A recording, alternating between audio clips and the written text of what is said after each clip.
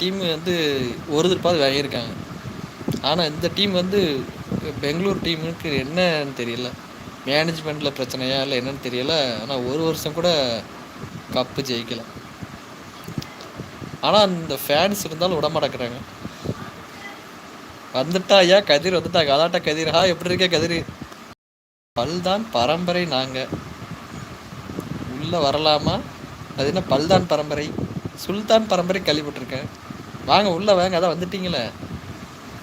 வாங்க கதிர் ப்ரோ, அப்படியே ஒரு லைக்கை போட்டுக்கோங்க. நாங்களும் ஒவ்வொரு வருஷம் சொல்லிட்டு இருக்கோம் கப்பு கிடைக்க மாட்டேங்குது அப்படிங்கிறாங்க சதீஷ் ப்ரோ. கிடச்சிரும் ப்ரோ, கண்டிப்பாக கிடச்சிரும்.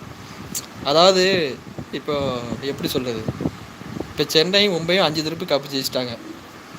அதாவது பெங்களூர் வந்து இன்னும் ஜெயிக்கலைன்னு நிறைய பேருக்கு வருத்தம் இருக்குது. ஆனால் பெங்களூர் வந்து இன்னும் ஜெயிக்கலன்னு வருத்தம் இருக்குது.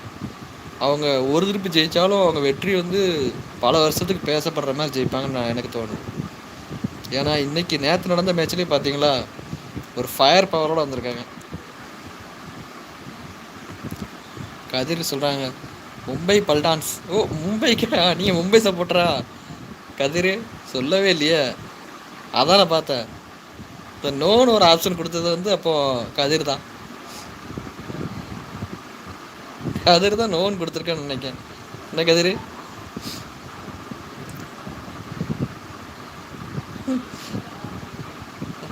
கதிர் தான் நோன் கொடுத்துருக்காருன்னு நினைக்கிறேன்.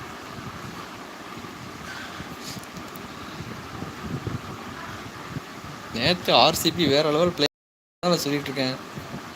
நேற்று ஒரு ஃபயர் பவராவது இந்த 18வது வருஷம்னோட விராட் கோலிலாம் கண்ட்ரோலே பண்ண முடியல. அவர் வந்து வேறு லெவலுக்கு போயிட்டார்.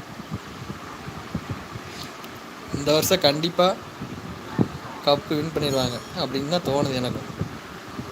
நம்ம சென்னை இல்லைன்னா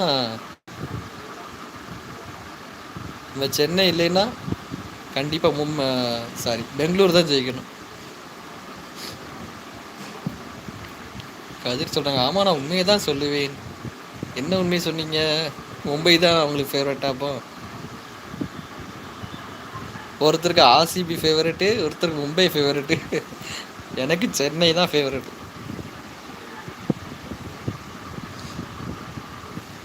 பார்த்துக்கோங்க, நம்ம 3 பேருமே பயங்கரமான ஒரு டீமை செலக்ட் பண்ணியிருக்கோம்.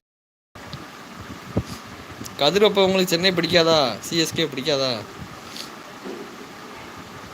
ஆர்சிபி லீக்ஸ் மேட்ச்லாம் நல்லா தான் ப்ரோ விளையாடுறாங்க. ஃபைனல் போனால் தான் தோற்று போயிடுவாங்க. அது வந்து ஒரு play off pressure bro. Play off பண்ணோன்னா நாக் அவுட் சுற்றுற மாதிரி தான் அது. ஒரு திருப்பு அவுட் ஆனால் அவ்வளோதான். ஃபஸ்ட்டு டாப் 2 டீம்ஸுக்கு ஒரு வாய்ப்பு கிடைக்கும். இந்த 3rd 4th வர டீமுக்கு வந்து ஒரே வாய்ப்பு தான், நாக் அவுட் சுற்று மாதிரி தான். எலிமினேட்டர் முடிஞ்சோன்னே செகண்ட் செமிஃபைனலு, அதை கடந்தால் தான் ஃபைனல். அதனால் அந்த ப்ரெஷர் அவங்களுக்கு அந்த நேரம், அதுவும் சப்போர்ட்டுக்கு ஆள் இல்லை. விராட் ப்ரோக்கு சப்போர்ட்டுக்கு ஆள் இல்லை. கதிர் சொல்கிறாங்க இந்த வருஷம் first match CSK free 2 points. யாருக்கு 2 பாயிண்ட்ஸு? சென்னைக்கு 2 பாயிண்ட்ஸ் வந்துருங்கீங்களா? சிஎஸ்கே பிடிக்கும், பட் இந்த தமிழ் கமெண்ட்ரி பார்த்தா மட்டும் பிடிக்காது. ஓ அப்படியா? நம்ம டீமுக்கு நம்ம ஆட்கள் பேசினா தானே அப்புறம் நல்லாயிருக்கும் கதிர். அப்படா சேனல் மாற்றிக்கலாமே. அதான் 1லேருந்து 5 நம்பர் வரைக்கும் சேனல் இருக்குல்ல. சோனி 1லேருந்து சோனி 5 வரைக்கும் இருக்குல்ல. தமிழ், தெலுங்கு, மலையாளம், கன்னடம், ஆங்கிலம் எல்லாமே இருக்கு. நீங்கள் ஆங்கிலம் வச்சு பார்க்க வேண்டியதானே. சதீஷ் ப்ரோ சொல்கிறாங்க மும்பை ஃபஸ்ட்டு 5 மேட்ச்சு தோற்று போயிடுவாங்க, பட் ஃபைனல் போய் கப் அடிச்சிடுவாங்க. அது வந்து அவங்க டீமோட பவர், அப்படி பவர் பேக் பிளேயர்ஸ் எல்லாம். அதுக்கு நம்ம ஒன்றும் செய்ய முடியாது.